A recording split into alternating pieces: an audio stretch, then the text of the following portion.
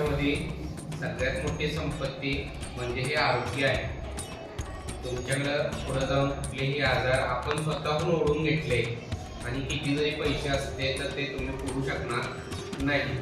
जसे की व्यसनाधीन आपण जर झालो, मग ते तंबाखू असेल, बिडी असेल, सिगरेट असेल, चहा असेल, गांजा असेल किंवा कुठलाही पदार्थ, आंबे पदार्थ आहे जे आपल्या त्रास होणार आणि नंतर किती जरी पैसे असले तरी ते पुरत नाही.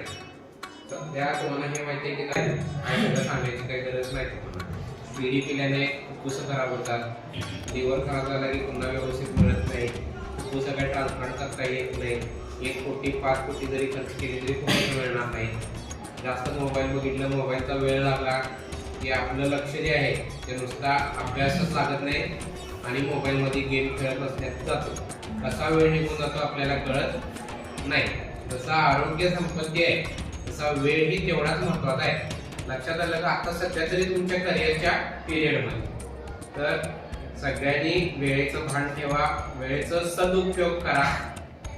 प्रत्येक गोष्टी तुम्हाला विकत घेता येईल